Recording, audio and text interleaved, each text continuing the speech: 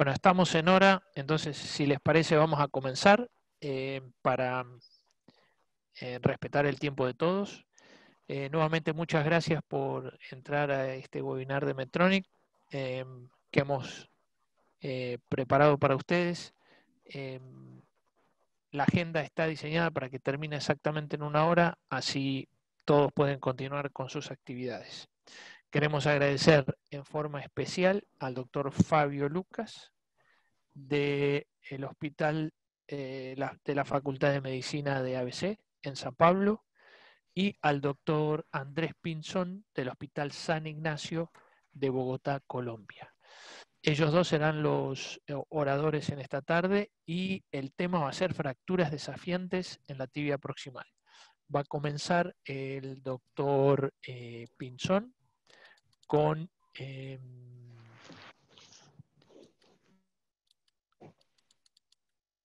el enclavijamiento proximal de la tibia, abordaje y técnicas especiales y la exposición de un caso clínico.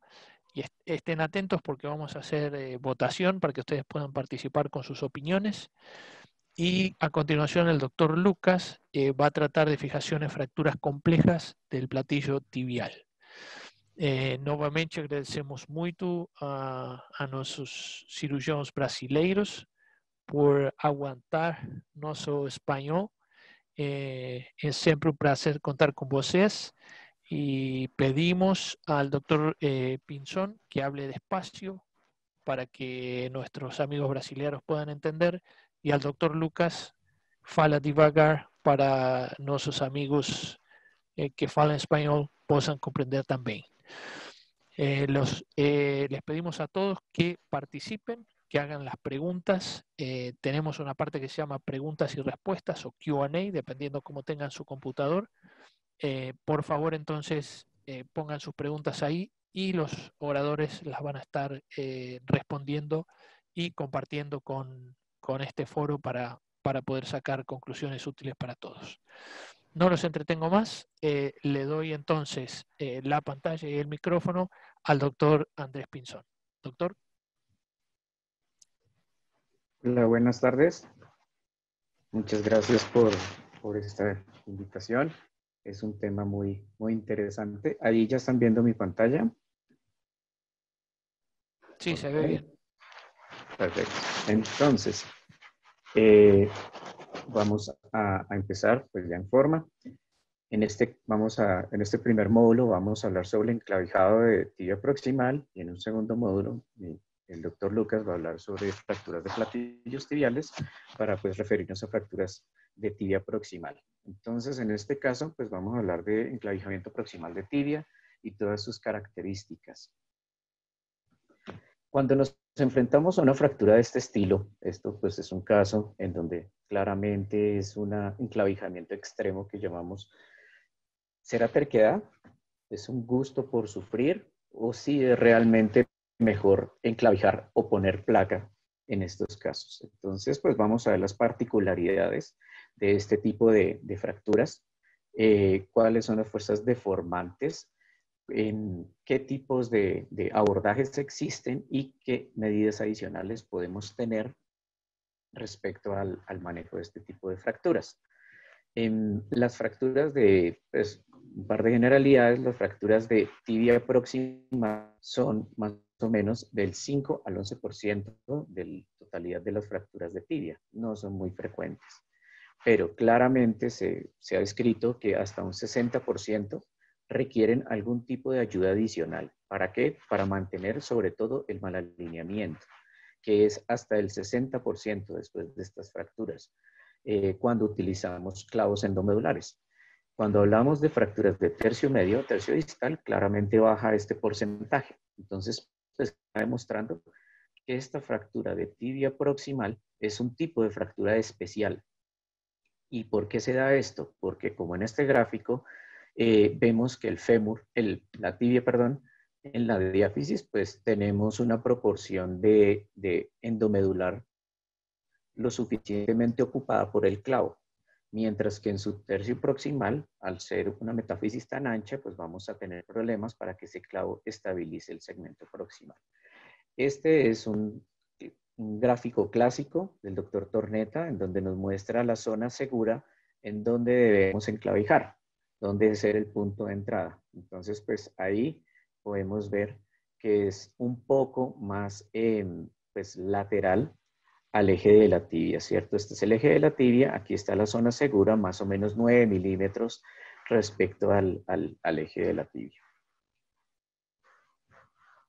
¿Qué factores favorecen la deformidad en antecurvatum? Entonces, ¿cuáles son las dos deformidades clásicas en tibia proximal cuando enclavijamos? El antecurvatum o procurvatum y la otra es el valgo. Entonces, en antecurvatum, ¿qué nos lo deforma? El tendón patelar, los gemelos isquiotibiales, un punto de entrada muy anterior de un clavo o que este lo dirijamos hacia atrás, que no tengamos buena cortical posterior.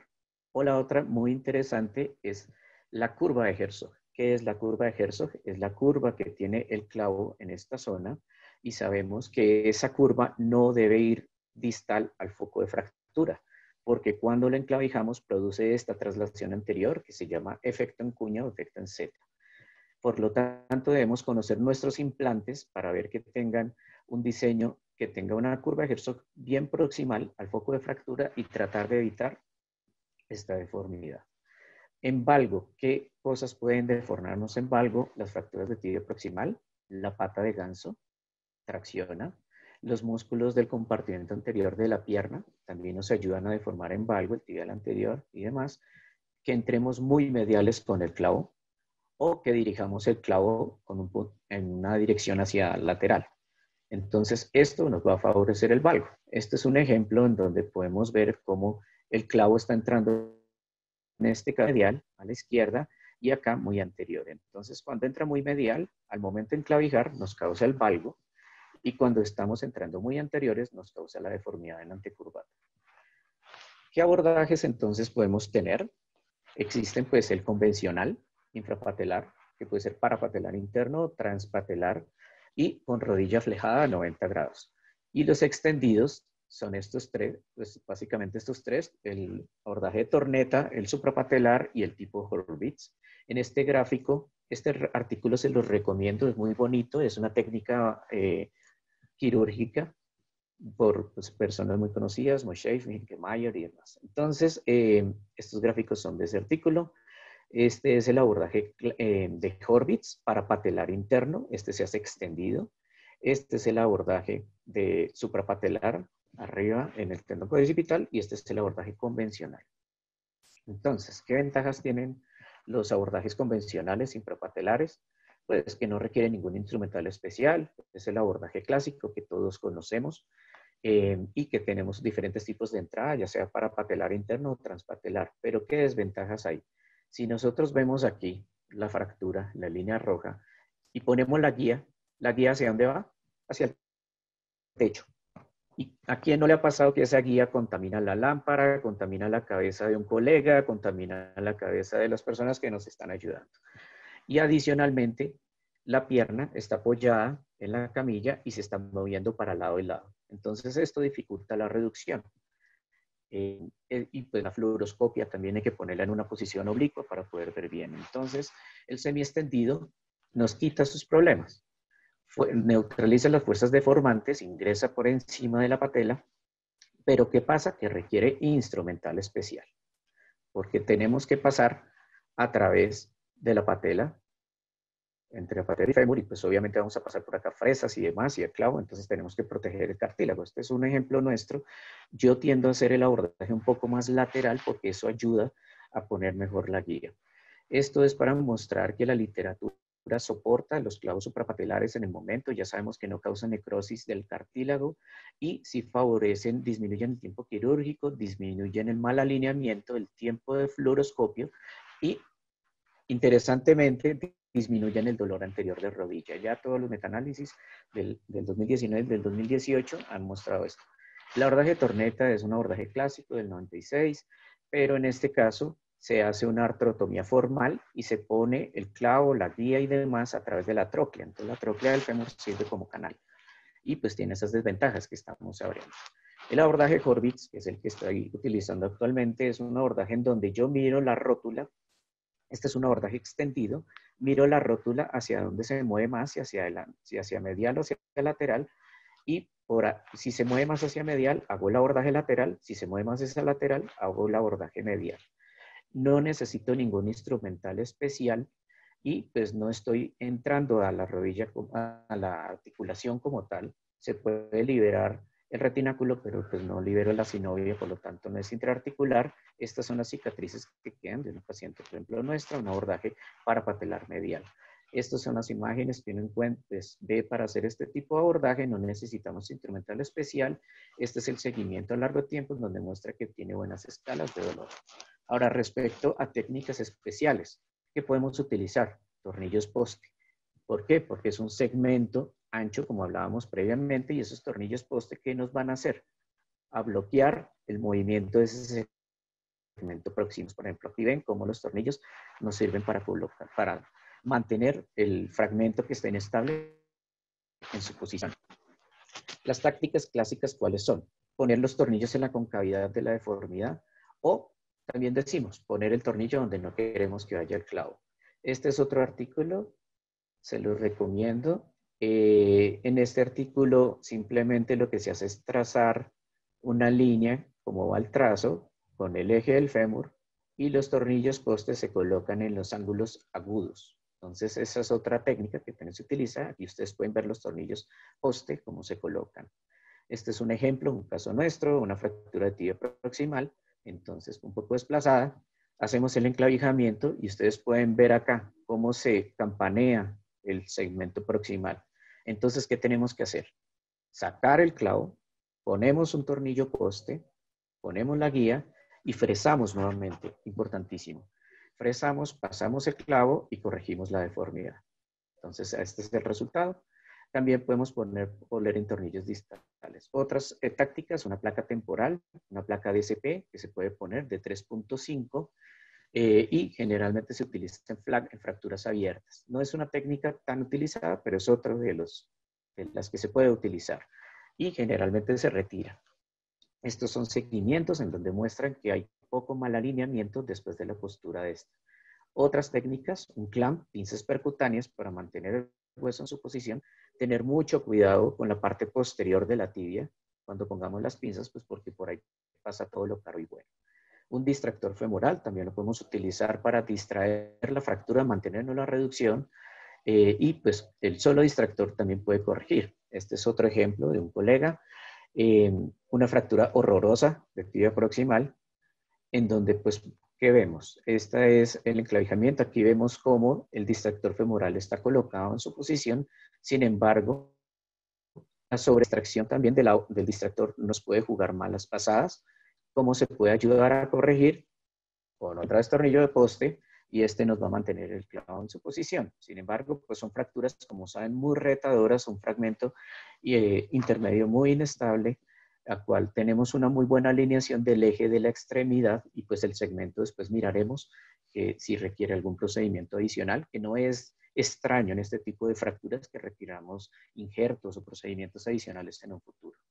Entonces, en resumen, la deformidad clásica de este tipo de fractura es en valgo y en antecurvatum y para esto pues podemos tener técnicas adicionales como clamps, distractores. Sin embargo, el abordaje semi-extendido es el que se utiliza, pues ya ha cogido bastante auge últimamente. Existen los 3 abordajes que comentamos.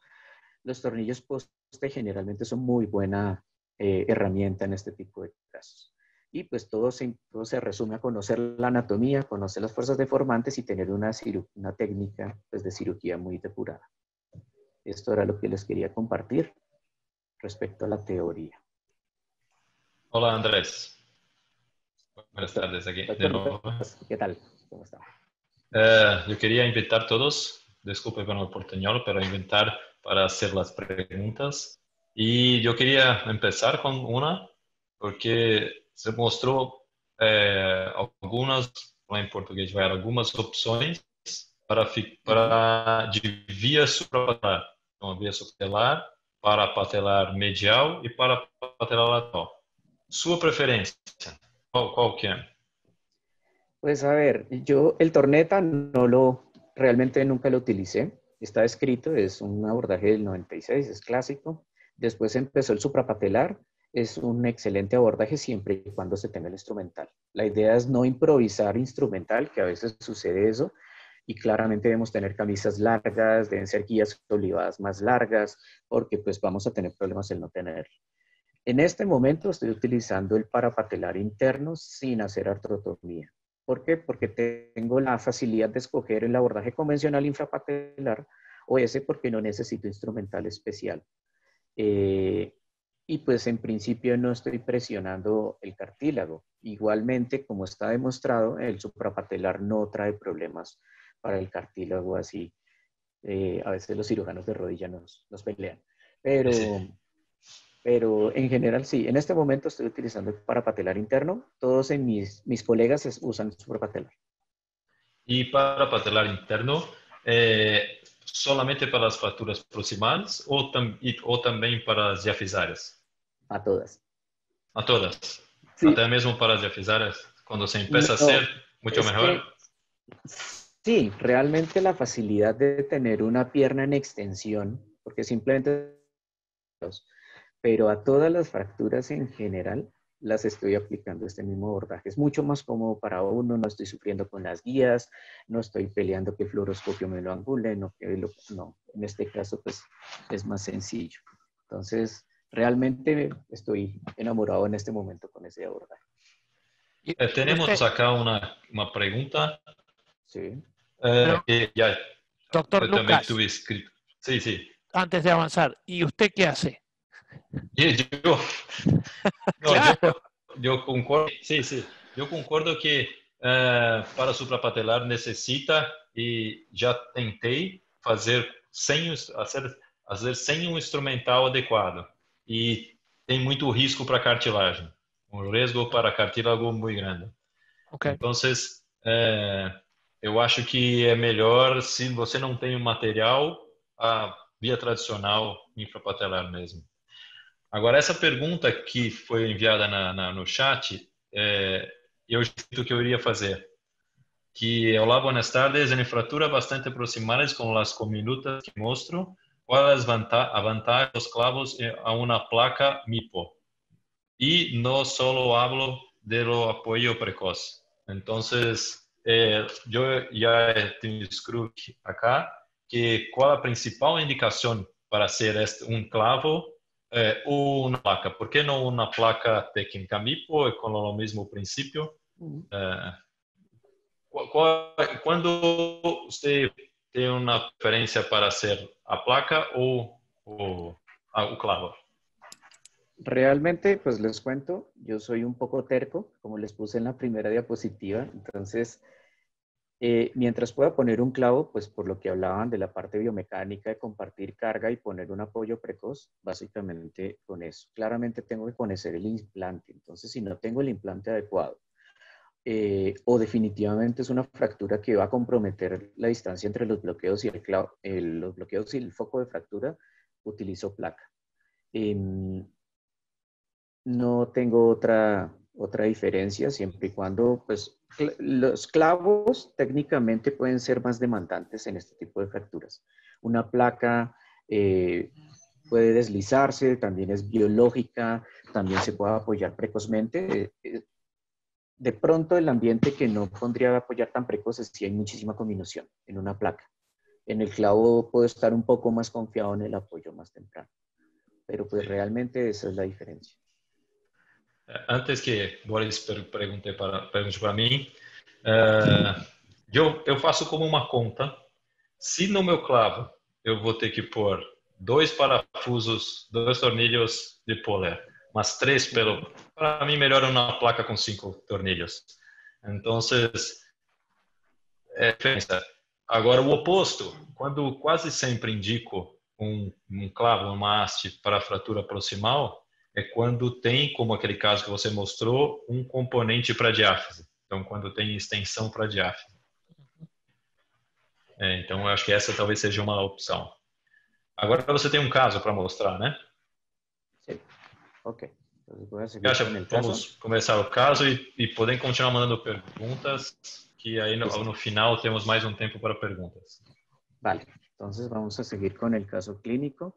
Este es un caso de 33 años, hombre, de un accidente en motocicleta de 6 horas de evolución. Es un trauma cerrado, no es una fractura abierta.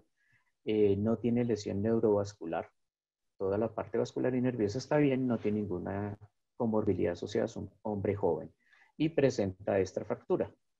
Entonces, pues como podemos ver, es una fractura segmentaria de tibia, es una fractura, un trauma de alta energía con una fractura de peroné. Sin embargo, si vemos la rodilla, tiene su ñapa, tiene su adicional. ¿Cómo se dice ñapa en portugués? No sé. Sí, igual, ok. Entonces, tiene una fractura adicional, que es una fractura del platillo tibial externo. Entonces, que la podemos ver acá. Y estas pueden pasarse, ¿no? Porque nos enfocamos en las fracturas segmentarias y no miramos la fractura del platillo tibial. Pongo la clasificación de Cherny, que es la que utilizamos en nuestros hospitales, para trauma de tejidos, para fracturas cerradas, trauma de tejidos blandos, eso la clasificamos con una Cherny 2, pero pues no estaba en tan mal estado, era bastante edema, tenía bastante edema, pero pues no había inminencia compartimental como tal. Una de platillos tibiales Chasqueas 2. Pongo la clasificación aquí a O, porque pues se modificó en agosto y ya se ha vuelto un poco compleja y por eso es 42C2I, pero pues ahí les pongo el soplete igual. Creo que ahora toca utilizar un folleto para usarlo. No cumple ningún criterio politrauma, es un trauma aislado de la extremidad. Entonces ponemos el TAC y esta es la fractura, una fractura del plato tibial externo con algo de depresión, ¿cierto? Entonces la clasificamos, la clasificación de Schatzker también tuvo una modificación y por eso la pongo con esta modificación, una Schatzker Capuri 2 con un vértice anterior, pero es una fractura del plato anterior y posterior lateral.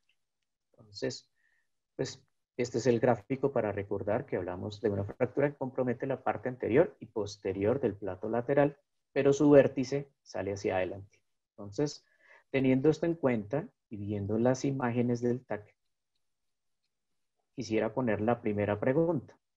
Okay. Y es, ¿ustedes qué harían? Entonces ahí aparece la pregunta en sus pantallas y pueden votar. El teléfono, la computadora. Estos son los diagnósticos que se colocaron. ¿Y qué haríamos? Entonces, estas son las opciones. Entonces, voy a poner un dibujito que dice, parece un dibujito de... Este es en un programa, se los comparto, es gratuito, está en la red y sirve para hacer planeamientos. Entonces, ¿qué podemos hacer? Como la A, la sola placa, una sola placa lateral para manejar platillos, diáfisis. En la B, que sería una placa lateral para el platillo tibial y una placa medial deslizada para la diáfisis.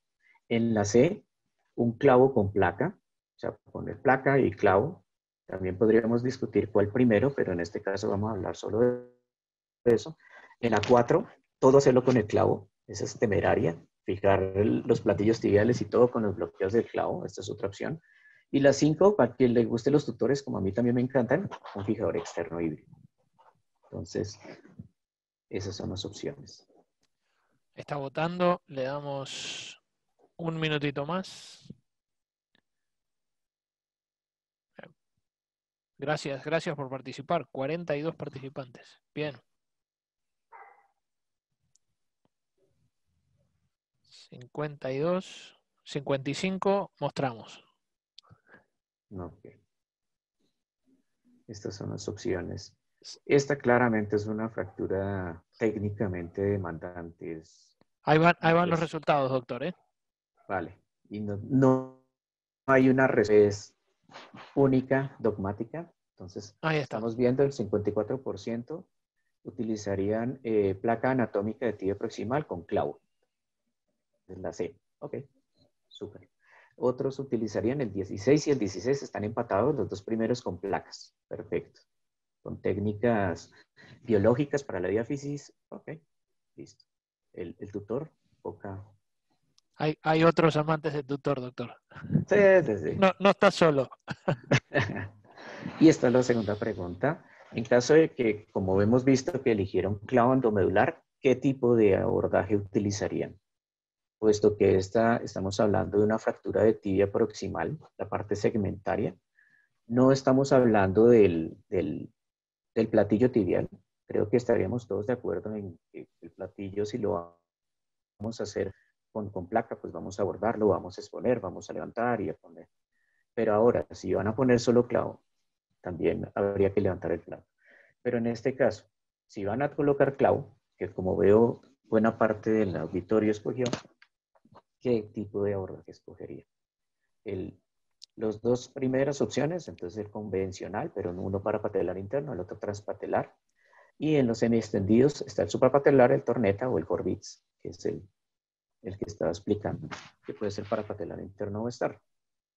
Entonces estas son las opciones. Estas fracturas uno piensa, les da 1000 vueltas de cómo las va a operar, decide una cosa, después piensa otra. Son unos casos retadores muy bonitos, ¿no? Doctora, entonces la primera pregunta usted preguntó de implante, y esta es Sí, de abordaje. y esta es de técnica, la técnica del abordaje. Correcto. Técnica del abordaje, ¿qué tipo de abordaje para la postura del clavo va a utilizar? Y en cuanto aguardamos la votación, tengo una pregunta más que tiene un límite de la longitud del segmento proximal para indicar un clavo y qué configuración de bloqueo recomienda para fracturas muy pequeñas. Perfecto. Entonces, los tornillos que se recomiendan, los bloqueos, lo ideal es que sean multiplanares. Uno, entonces que no solamente sean mediolaterales, sino que sean multiplanares, oblicuos, mediolaterales o AP. Y lo otro que se recomienda es que por lo menos hayan 2 centímetros a partir del bloqueo más distal de los proximales. Entonces, depende de nuestro implante. Si este implante tiene unos bloqueos muy espaciados, pues la fractura tiene que ser más baja. Si tenemos un clavo que tiene unos bloqueos que están muy pegados a la punta del clavo, podemos llevarlo más hacia proximal. Entonces, los resultados, la mayoría harían suprapatelar. Súper. Corbitz, 13%. Un infrapatelar perfecto. Para parapatelar interno, la mayoría. Súper. Okay. Entonces, esto es lo que se hizo. Hicimos primero una placa pequeña para el plato tibial, un abordaje convencional para platillo tibial, levantarlo. Este clavo que ustedes ven acá es para ayudarnos a mantener la reducción, y este es el punto de entrada del clavo, un poco más lateral, como está recomendado. Se utilizó un abordaje semi-extendido de Horvitz, como les digo, es el que estoy utilizando. Y este es los iniciales. Tener presente no poner los tornillos anteriores de la placa para que no nos estorbe con la entrada del clavo como tal. Esta placa tiene pues, posibilidad de poner los tornillos con ángulo variable, entonces podemos después evitar el clavo. Sin embargo, acá como ustedes pueden ver en la primera foto, la guía se me iba hacia atrás. ¿Por qué? Porque tenía un defecto, primero, una insuficiencia cortical posterior. Y la otra, porque el tornillo de la placa me lo botaba para atrás.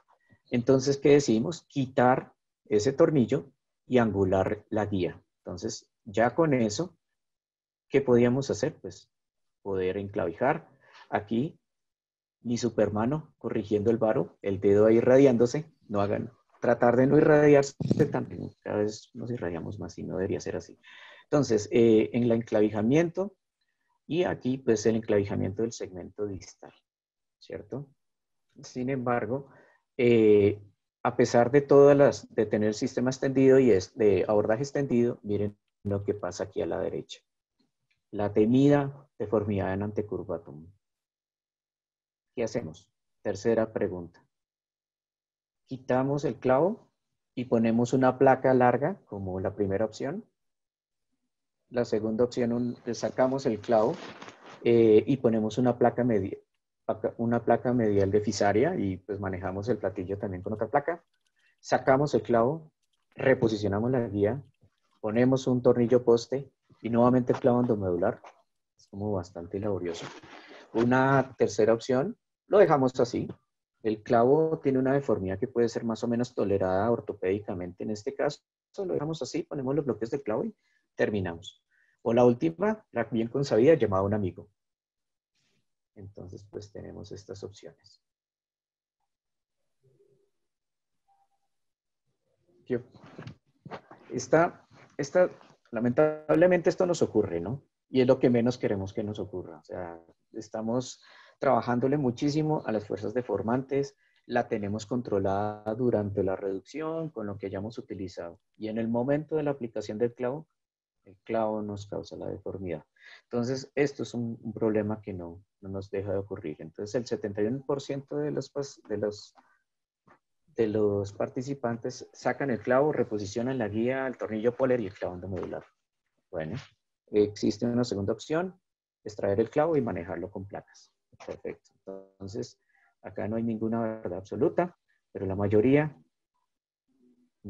hicieron lo que yo también hice. Súper, estoy muy feliz. Entonces, ponemos, este es lo que se hizo. Se puso se puso la guía, se reposicionó. Y aquí estamos calculando la postura del tornillo Poller. Entonces, ustedes ven, ahí ya se está corrigiendo la deformidad tan temida que estábamos hablando.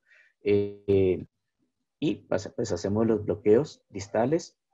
Ya hacemos retrocompresión del foco distal. Pero miren, seguimos teniendo problemas. Estos son los bloqueos del clavo y nos sigue la deformidad en paro. Entonces, ya aquí no pregunto más.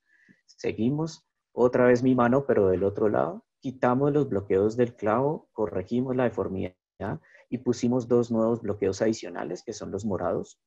Y estos que están en flechas rojas son los tornillos de la placa. Entonces, como ven, es una técnica demandante de la postura de un clavo en una tibia proximal. Entonces, aquí podemos darle la razón a todas las personas que quieren ponerle una placa. Es totalmente válida, perfecta, posiblemente es más sencilla. Sin embargo, pues si tenemos una técnica quirúrgica adecuada, podemos lograr este resultado, que fue el resultado final, con la postura de clavo y placa, con todas las cosas que ustedes vieron que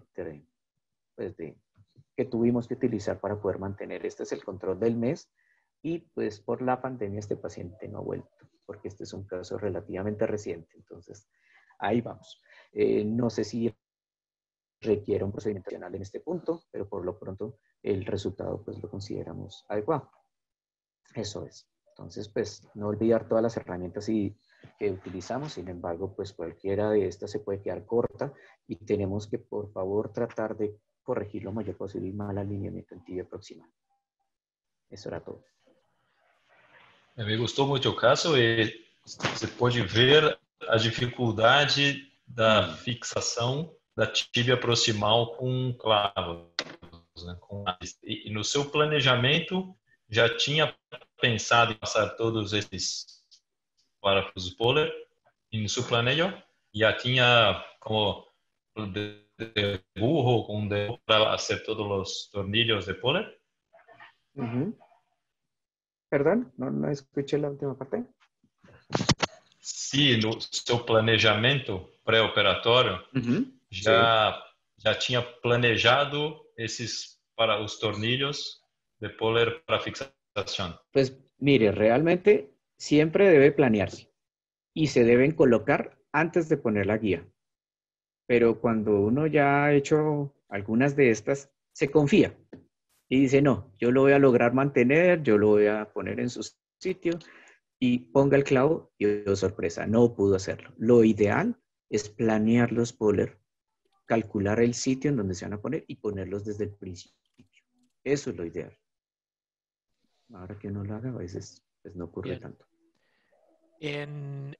Si les parece bien, en honor al tiempo, le pedimos al doctor Lucas que avance y entonces, doctor Pinzón, en todo caso, si queda un tiempito al final, toma algunas preguntas más. ¿Okay? Claro que sí. Doctor Lucas, gracias, doctor Pinzón. Muy buena presentación. Gracias, con gusto. ¿Ya estoy listo para mi presentación? Sí, señor. Sí, doctor. Compartir la tela y vamos a... Sí.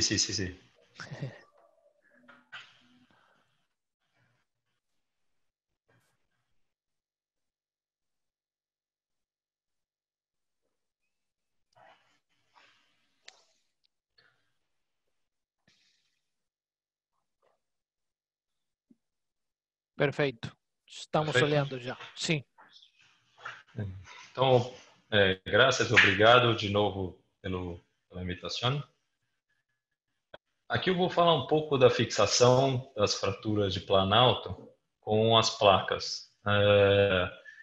Eu acho que já foi bem abordado pelo Dr. Andrés a parte da classificação e aquelas imagens da modificação, da classificação de Schatzker, que é uma classificação em um plano só, para a classificação associada de Kifuri, onde a gente usa tomografia e vê os fragmentos das fraturas posteriores. Também tem a fratura da O que mudou, esse aqui também é uma imagem mais velha, mas que costuma ser mais lembrada e ser mais fácil. E o que eu gosto de separar é em 3 blocos, em 2 blocos grandes. As fraturas de Schatzker, tipo 1, 2 e 3, que geralmente são de baixa energia, e as fraturas 4, 5 e 6, que são de mais alta energia. E talvez a fratura do tipo 4 é a fratura que parece não ter muita energia, mas talvez a mais grave de todas, que tem um componente ligamentar associado que gera muita dificuldade. Então, temos essa divisão. A energia mais baixa nos 3 primeiros tipos, então esse é o padrão de fratura que a gente se encontra. Então, quando a gente imagina uma fratura do tipo 3, 4, 5 e 6, a gente imagina uma maior lesão de partes moles. E lembrar que a lesão de partes moles é fundamental para definir como nós vamos fazer o tratamento. E para o diagnóstico, a gente está falando em classificação, mas a gente precisa de imagens boas. E eu acho que as imagens são a chave para poder fazer uma cirurgia bem feita. Então, as radiografias, eu ainda estou acostumado a ver radiografia. A tomografia em 3 planos, com a reconstrução em 3D, é muito interessante. E hoje, na faculdade, a gente estava discutindo um caso que talvez começar a impressão 3D para fazer o planejamento pode ser uma grande ajuda. E nas imagens, identificar a principal linha de fratura, a posição da depressão articular e a condição do osso cortical que nós vamos precisar apoiar.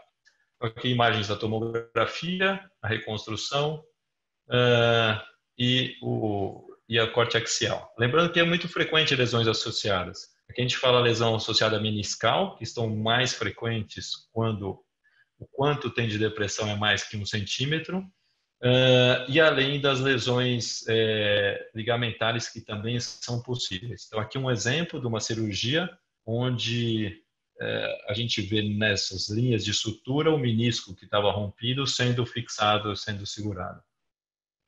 Então, como princípio de tratamento, o tempo depende de partes moles. Então, podemos ter uma cirurgia definitiva ou primeiro uma provisória para melhor correção de partes blandas.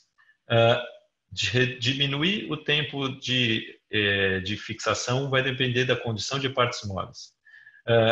Nós vamos usar na articulação uma redução anatômica, um alinhamento da metáfise, as placas que vão dar o suporte. Então aqui não é um crossfire, mas já foi falado de haste, eu vou falar das placas. E lembrar sempre do enxerto nas falhas subcondrais. Então, dentro do meu planejamento pré-operatório, e assim como o Dr. Andrés falou, eu acho que o planejamento é fundamental.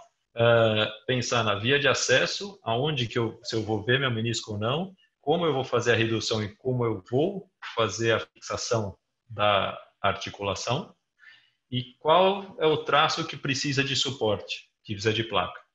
E lembrar que o falha no planejamento é o plano da falha. Então, esse aqui é um planejamento antigo. Eu acho que o Dr. Andrés mostrou o planejamento 3D, depois no digital. E aqui é o planejamento mais antigo, mas eu acho que não, e a tendência digital, os residentes já fazem todo o digital. Eu ainda estou mais velho, eu faço na mão. E lembrar que o acesso cirúrgico é importante. Então, para decidir o acesso cirúrgico numa fratura de tíbia proximal, a gente tem que ver as imagens e saber onde que nós vamos pôr uma placa e aonde eu vou fazer uma via com a menor agressão de partes moles possível. Vou lembrar que partes moles é fundamental. Dentro, pensando em via, existe a possibilidade de fazer artroscópica. E, na verdade, aqui é uma ótima visualização articular. Esse é um trabalho que faz um levantamento, uma revisão sistemática de artigos não muito bons, de artigos só retrospectivos comparativos, mas que tem pouca síndrome compartimental e consegue uma boa visualização articular. O enxerto é uma coisa importante para preencher essa falha. Então, aqui nós temos um exemplo de um afundamento grande na articulação, que depois de reduzido deixou uma falha enorme, que vai precisar ganhar algum suporte. Só as agulhas ou só os tornilhos não vão segurar. Então, aqui é um outro trabalho falando do enxerto, mostrando que, comparando o prospectivo randomizado, o enxerto autólogo com o cálcio fosfático, percebeu que o enxerto autólogo, por ser um pouco mais mole, ele teve 30% de perda na redução e só 9% com enxerto tipo cálcio fosfato cimento. Então, eu acho que é uma opção super boa o cálcio fosfato cimento. Os parafusos não tão próximos da cartilagem para não ter condrose também é importante nesse tipo de fixação. Então, passando rapidamente pelos tipos de fratura, lembrar que as fraturas do tipo 1 você pode fazer artroscópio ou percutâneo. Eu gosto de usar placa de suporte, mas é possível fazer só a estabilidade absoluta com os parafusos, como mostrado no exemplo aqui, e é uma opção. O Schatzker 2 talvez seja o mais frequente, e a gente imagina que você tem um afundamento com um traço que vai precisar de suporte. Então, no nosso planejamento, nós temos que definir aonde que nós vamos ver o afundamento, então aonde nós vamos abrir o livro para enxergar a fratura. Se nós vamos verificar o menisco, se vai ser necessário enxerto, e lembrar dos instrumentais. Então, instrumentais para fixar a fratura ajudam muito, e depois a fixação da placa. Então, esse é um exemplo, uma fratura cominduta com afundamento articular importante, onde foi, no primeiro tempo, a imagem não está muito boa, mas nessa pinça nós temos o menisco e a cartilagem abaixo. Depois a sutura feita no menisco, já nesses pontos, e aqui o espaço que ficou com a redução da cartilagem. Seguido da colocação do cálcio fosfato cimento para tapar a lesão da cartilagem. E aqui a colocação da placa. Então, essa sequência é muito frequente no tipo 2. E aqui a imagem final, a gente vê toda essa área mais na radiografia, que é a área do enxerto. No Schatzker tipo 3, nós temos as fraturas de mais baixa energia, com estresse valgo ou com afundamento lateral. Aqui foi feita uma redução artroscópica, aí, lembrando que é uma fratura com uma baixa energia. Então, a cirurgia também com baixa agressão leva a uma mobilidade muito boa. Então, essa é a vantagem de fazer uma cirurgia artroscópica para um Schatzker tipo 3. Como eu falei, o Schatzker tipo 4 talvez seja o mais difícil, porque tem lesões associadas graves, muito graves, como a lesão neurovascular, em 15% dos casos, síndrome compartimental, lesões meniscais que impedem a redução e a redução lateral da fratura. Então, nesse exemplo, você precisa reduzir a articulação, tirar muitas vezes o menisco que está preso, né, e poder reduzir a articulação da maneira adequada. Então, de novo, aqui, ver as fraturas, ver os fragmentos do suporte, ver aonde precisa levantar a articulação. Então, dentro do planejamento, a redução da articulação, que no caso foi feito pela fratura. Então, entrei com o instrumento pela fratura para levantar a articulação, e aí depois de levantar, é colocado enxerto na região subcondral, fixado com os parafusos e da placa de suporte na região posterior, que é onde a região que precisava do parafuso. E aqui, com pouco tempo de evolução, paciente ainda de muletas, mas com bom movimento e boa função. Schatzker 5, ele normalmente tem a metáfise intacta. E você tem uma lesão posterior-medial normalmente desviada, com desplacamento. Então, essa região que você precisa de suporte de um apoio. Então, normalmente, nós usamos dupla via, uma posterior-medial e outra lateral. E lembrar de não dissecar entre as duas vias, que é quando tem problemas de partes moles. Para fazer uma via medial, eu prefiro fazer uma via menor, para poder fazer a fixação com placa e fazer uma compressão lateral contra o medial. O Schatzker 6 funciona da mesma maneira se tem um componente articular grave, mas você tem uma redução indireta por artrodiastase, então usar um distrator, são coisas que ajudam muito. A fixação externa circular, lembrar que para esse tipo de caso é uma opção. Por quê? Porque nesse caso a energia é maior e a lesão de partes moles é mandatória. Então temos que tomar muito cuidado com a lesão de partes moles como esse. Esse é uma paciente que eu fiz uma síntese e evoluiu com essa complicação. Foi usar enxerto com o garro para cobrir lá as partes blandas e esse enxerto que evoluiu para essa lesão grave de partes moles. Então, e essa lesão é descrita na literatura por ser grave. Então, esse é um trabalho que mostra que em 140 fraturas bicondilares, onde foi feita essa técnica com 2 incisões, 28% de infecção. E se a fratura era na fratura exposta aberta, esse número subiu para 44%. Praticamente a cada 2 fraturas, uma infectou. Então, é um índice alto de infecção. E uma opção é a fixação circular. Esse é um trabalho canadense que compara a fixação com fixador circular com dupla placa. E eu gosto muito de fixação circular externa. Eu acho que quando partes moles é ruim, é uma ótima opção. E aqui com menor tempo de internação no fixador externo, com igual qualidade de vida.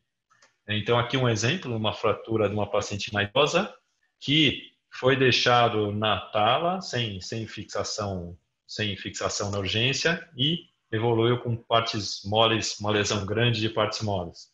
Foi colocado um fixador provisório para distração, mas essa é uma região, é uma pele que eu acho que não é elegível nem esperar muito tempo para realizar a fixação interna. Então a opção foi realizar a fixação externa, onde usamos os Kirchners com olivas, para poder comprimir a articulação. Então, mesmo princípio, redução articular, comprimir a fratura e manter o alinhamento. Então, em resumo, lembrar que é fundamental numa fratura de tíbia proximal, por mais desafiadora que ela seja, você ter imagens. Você precisa saber do que se trata para poder planejar. Lembrar sempre partes blandas, partes moles, é muito importante, e lembrar do fixador externo. Ele é mais uma ferramenta, mais uma arma que tem que estar do nosso lado. A gente tem que ter o máximo de arma possível. Então, não sei só fazer placa, só acho. Tem que ter todas as armas na mão e aí a gente vai usar o melhor para aquele paciente. Ver aonde, então, nos pontos do seu planejamento, ver aonde é a fratura que vai precisar do suporte, aqui como o mindão apertando. Lembrar de olhar no menisco, lembrar por onde vai acessar e se tem uma depressão articular. Se ela for grande, a gente vai precisar de enxerto e aí lembrar do fixador circular como tratamento definitivo. Então, nesse primeiro momento, era isso que eu queria falar.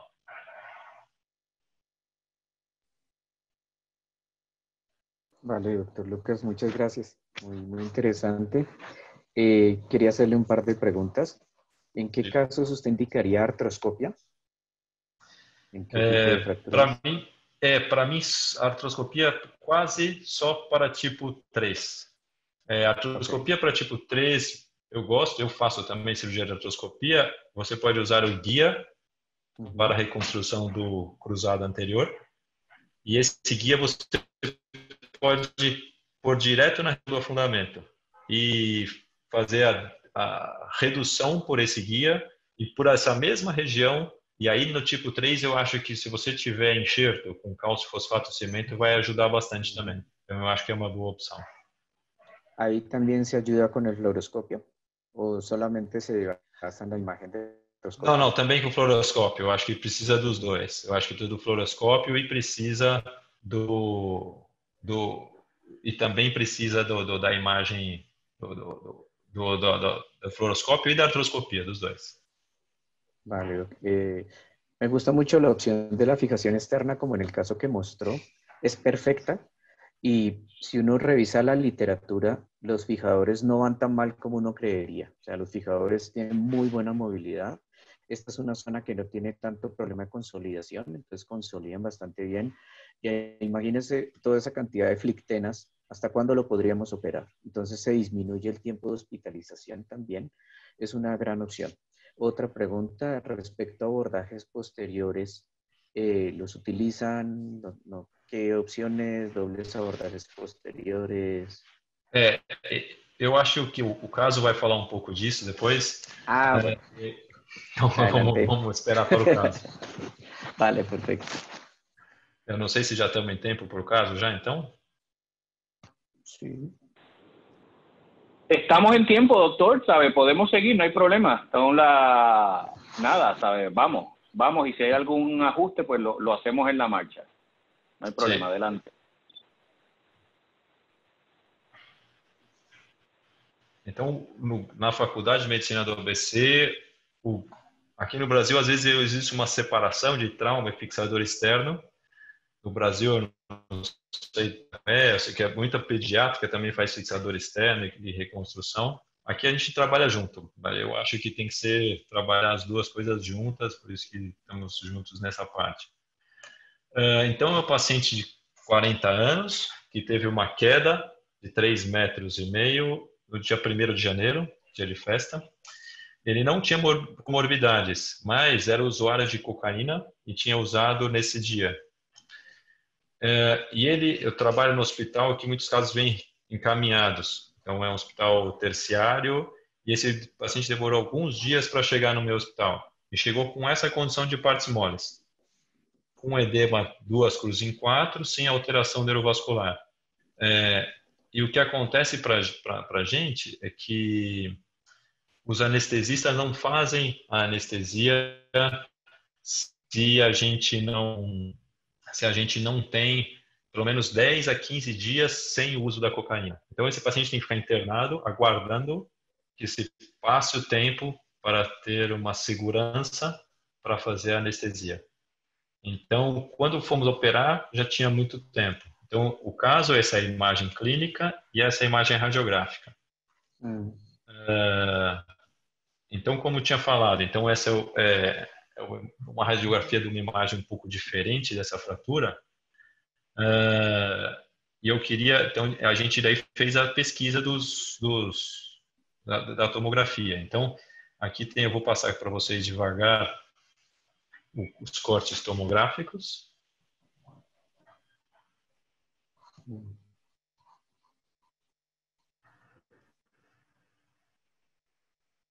Então, eu sagital aqui.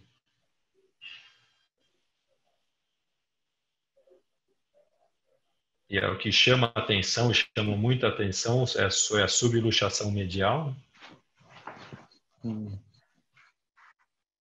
E o corte axial.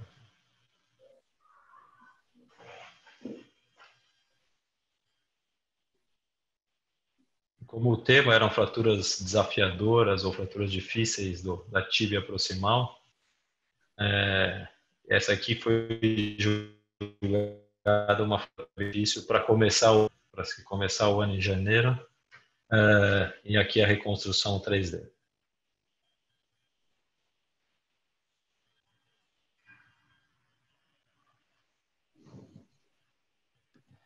Então, eu acho que pensando em mecanismo, acho interessante uma classificação quando a gente usa para mecanismo e que me ajuda no tratamento. Acho que podia pôr a primeira pergunta, que seria, se fosse fazer a classificação, não sei se pode pôr a primeira pergunta, Boris. Está por aí? Isso. Aqui estamos, doutor. Sim. Correto. Então, essa é talvez, que classificação usaria? Eu pus esses níveis, podia colocar, eu tirei o 1 e o 3, que obviamente não são, mas de 4, 5, 6, o que de Schatzker, o que o pessoal acha que deveria, que tipo que é? Não que a classificação mude alguma coisa, né? Acho que é mais existe uma falta de concordância muitas vezes entre as classificações.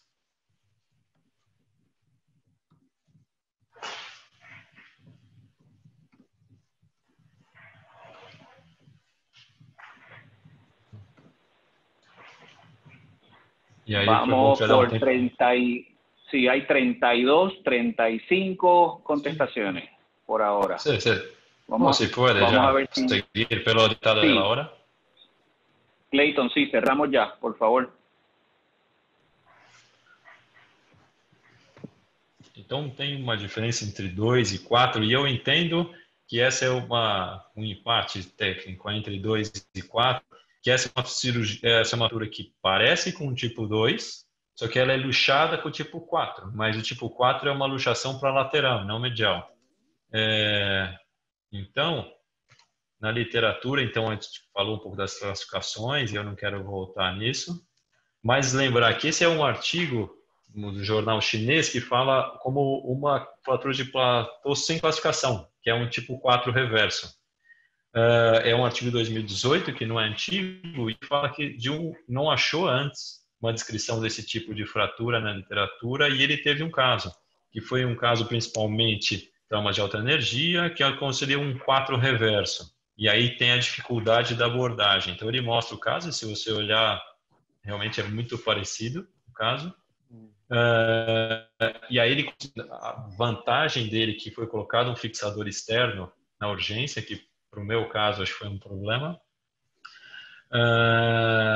E aí foi feita depois uma conversão com placa e síntese interna. Então ele fez essa fixação daí com parafusos e a placa, e evoluiu bem.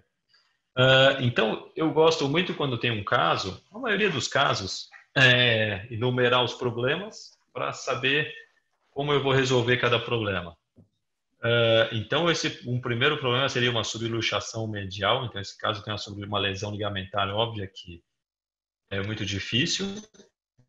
Tem um afundamento articular, tem a cominução dos fragmentos e tem os fragmentos posteriores e laterais. Então, esses são os problemas que a gente tinha. E talvez, então, uma segunda pergunta, eu acho que podia a segunda pergunta, Boris, que é em relação à abordagem. Então, eu vou voltar à pergunta do Dr. Andrés, e aí eu acho que não tem uma resposta, e por isso que eu queria ver na pergunta, na outra do Dr. Andrés, em relação à via também, se olhar que tinha uma via predominante suprapatelar, mas tinha várias, não estava tão distante uma da outra. Então, o Boris, se puder pôr a outra pergunta. Em relação ao planejamento do acesso, que via faria? Então, eu pus algumas opções, se faria posterior e lateral, só lateral, fazer uma via póstero-lateral estendida com osteotomia da cabeça da fíbula, ou uma via póstero-medial e uma via lateral. Talvez tenham outras opções, eu nem pus a parte do fixador, mas que era uma opção, mas aqui eu acho que também não tem uma resposta, mas como é um caso difícil, eu acho que tem vários caminhos. Eu vou mostrar um caminho depois que eu fiz, mas eu não sei. A gente não pode votar, né, André? Eu tentei votar na sua, mas não pôde. O que você acha aí? Você quer chutar? O que você faria? Quer tentar? Ou você tem alguma opção, Andrés, de que acesso haría para esta? ¿Ya, yo ya puedo votar? Sí. Sí, no, nosotros o sea, no puedo podemos, decir pero... qué haría. Ok, pues en este caso es una fractura, principalmente un trauma en flexión, entonces es un trauma posterior con la subluxación, interesantísimo lo del el Chasker 5 reverso. En estos casos yo utilizo doble abordaje posterior, entonces hago un abordaje tipo con Fenludo para el plato medial, porque pues me parece muy complicado mantener el bótres por adelante o por acá debemos poner el bótres para sostener ese trazo. Posiblemente utilizar un distractor femoral para ayudarme con la reducción del plato que está luxado. Y del lado externo me gusta utilizar el abordaje de Frosch porque no hago osteotomía al peroné. Entonces pues voy por detrás. Generalmente en este tipo de fracturas pido sistemas de 2.7 para tener, porque ahí no caben placas grandes. Es un abordaje que uno es grande, pero la ventana ya que uno va a abordar es pequeñito. Sí. Entonces, pues puede uno poner placas de radio distal, puede poner uno placas en T o sistemas de 2.7 son los que solicito, y con el abordaje Fresh también permite irse hacia adelante y poner una placa en L convencional. Entonces, anterior la cabeza de la fíbula. Exactamente. Entonces, yo creo que en este caso haría eso. Entonces, tenemos un poco más de cómo se esperaría un equilibrio entre posterior, como usted tenía hablado, y lateral, uma posterolateral, como você falou, posterior e posterolateral e posteromedial e lateral. Bueno. Então, no meu planejamento, eu ensino o princípio de estabilidade absoluta, suporte metafisário com o tutor interno extramedular, uma redução direta, o implante, uma placa lateral, e vamos ver à frente vamos fazer, e a minha via foi a anterolateral e a posteromedial. E por quê? Me preocupou muito que tinha como 15 dias e ter a redução da articulação. Então, essa aqui é o pós-operatório imediato da redução. Então, em relação à fixação, se for ver, foi usada uma placa cinta, o belt plate. Não sei se é uma publicação, eu vou mostrar já que não é muito frequente. Foi muito difícil reduzir a luxação, porque já tinha 15 dias sem fixador. Então, tentei com distrator intraoperatório, não foi. E então, por que pensei? Porque eu vou a posteromedial e ver a redução da articulação. Se fosse diretamente posterior, eu acho que eu teria dificuldade em relação à luxação. E realmente foi o mais difícil. A luxação por medial eu não consegui reduzir, e aí na via anterolateral tinha alguma interposição que eu consigo fazer que ela vá para o lugar e reduzir a luxação. E essa é uma placa que é passada por lateral, e ela, como se fosse uma cinta, ela abraça todo o planalto posterior, e ela é fixada medial. Só que, ao final, o joelho continuava instável, subluxando. E por isso coloquei, não tinha um fixador articulado, por isso eu coloquei um fixador provisório para manter a redução da articulação, porque tinha a lesão ligamentar medial e a lesão das espinhas. Esse é o artigo que fala, é um artigo do Bruce Ziran com Bermudes, que sobre essa placa em cinta. Então, ela tem cuidado da placa posterior, que ela é melhor indicada quando você tem fragmentos posteriores exclusivos e você precisa de extensões. Então, você usa ela como se fosse um abraço da parte proximal. Ela permite a angulação dos parafragmentos específicos. Então, assim, ela não promove a conexão estável com a metáfise. Então, ela precisa obrigatoriamente ter mais uma placa para metáfise. Então, ela é melhor com a indicação de fragmentos posteriores com fixação convencional difícil. Então, se eu tenho uma fixação difícil, fragmentos posteriores. E ele mostra bom resultado mesmo com uma amostra pequena. E é mais ou menos, esse tirado do artigo. Aqui uma placa terço tubo. Eu usei uma placa de reconstrução. Reconstrução de 3,5. Então, está com 6 semanas na retirada do fixador externo. Então, teve aqui a marca do pino do fixador externo. Então, retirada e a placa cruzando de medial para lateral. E aqui, dessa semana, ele está com 6 meses de evolução, ficou um pouco de afundamento articular, ela já consolidada, e aqui na via lateral a gente percebe como a placa abraça o fragmento posterior e que ele consolidou. Ele fez uma consolidação na vista lateral com uma boa redução articular. E o joelho ficou mais rígido, eu acho que pela lesão ligamentar eu tive que deixar imobilizado, que foi ruim, 6 semanas com o joelho parado, mas essa é a imagem do paciente andando. Então, já está andando sem apoio, sem muleta. Então, essa é a imagem desse paciente andando. E esse é o caso aí. Obrigado. Tem dúvidas aí? Súper interesante. Muchas gracias. Las placas en anillo que muestra, creo que están ahorita tomando mucho auge. Precisamente mi colega Jaime Leal utilizó una hoy. Y es una muy buena herramienta, sobre todo cuando hay tanta combinación como usted la mostraba. Y claramente 15 días luxados sin fijador, eso es una pesadilla. Entonces, pues es un muy buen resultado. Muy, muy chévere, interesante. Doctores, estamos pronto, ¿verdad?, al final del webinar. Me gustaría que cada uno de ustedes, por favor, si es posible, hablaran de un mensaje clave o un takeaway, una frase, ¿verdad?, clave o un approach clave que es importante para el manejo de esta fractura. ¿Cuál es el mensaje que usted les podría dejar a las personas que están aquí hoy escuchando el webinar? Bueno, ¿Quieres empezar?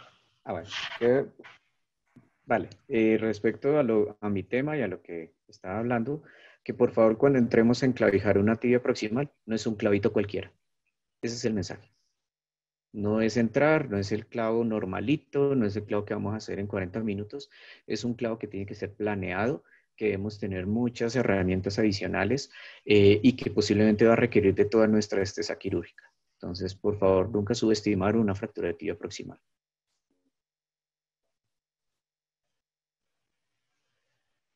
E acho que minha consideração é quase a mesma. Eu ia falar, são duas coisas importantes. Imagens boas e planejamento. Então, com imagens boas, você tem um planejamento bom, e aí a cirurgia não é fácil, mas ela já tem um caminho. Eu acho que o mais importante são imagens, planejamento, e aí a haste, o clavo, a placa, o fixador são as ferramentas. E aí escolher qual a melhor ferramenta para aquela opção. Perfecto. Yo creo que la audiencia se mantuvo cautiva por lo interesante de ambas charlas, por lo interesante y lo retante de los diagnósticos, ¿verdad?, que ustedes presentaron y de los casos que ustedes presentaron. Yo creo que el denominador común en este tipo de fracturas es que son ingratas, ¿verdad? Si pudiéramos describirlo de alguna forma, ¿verdad? Mis respetos para ustedes como oradores, doctores, ambos, doctor Pinzón, doctor Lucas, muchas gracias por su tiempo, ¿verdad?